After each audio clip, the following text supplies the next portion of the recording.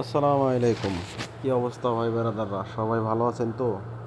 আজকে আমি একটা রেসিপি পাক করছি, আপনাদের সাথে শেয়ার করুম। কাজলি মাছ দিয়া, ধুন্দুল দিয়া, আলু দিয়া, বেগুন দিয়া তরকারি। তো তরকারিটা রান্না করছি, অনেক মজা লাগছে। প্রবাসে থাকি, নিজেরটা নিজের রান্না করতে হয়। তো পাক করতে করতে করতে করতে আজকে 10-12 বছর ধরে পাকাইতেছি। ভালোই পাক শিখে গেছি, মোটামুটি ভালোই পাকাই।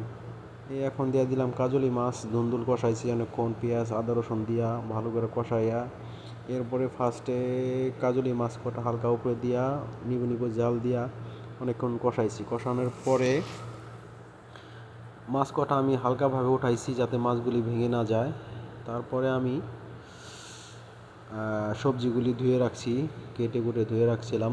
তো সবজিগুলি কেটে কুটে ধুয়ে এরপরে আমি সবজিগুলো অনেকক্ষণ কষাইছি, প্রায় 15 মিনিটের মতো কষাইছি সবজি।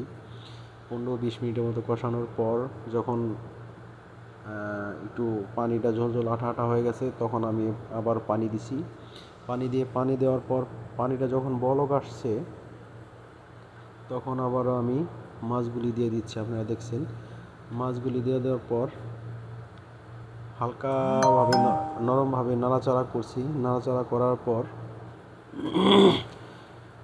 যাতে মাছগুলি ভেঙে না যায়, হালকা একটু লবণ দিয়ে দিলাম।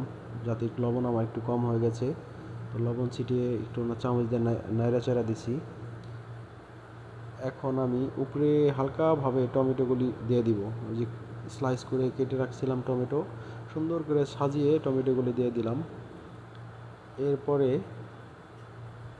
আমার রান্না প্রায় অর্ধেক শেষ, প্রায় শেষ, 80% রান্না শেষ হয়ে গেছে। এখন হালকা করে জাল দিয়ে ঢেকে দিছি 5 মিনিটের মতো। ঢেকে দেওয়ার পর লাস্টে উঠাইছি। উঠানোর পর এখন আমার দেওয়ার পালা হলো ধনিয়া পাতা কেটে কুচি কুচি করে রাখছি, পরে এখন দিয়ে দিছি। দেওয়ার পর সুন্দর একটা ফ্লেভার আসছে এই তরকারিতে।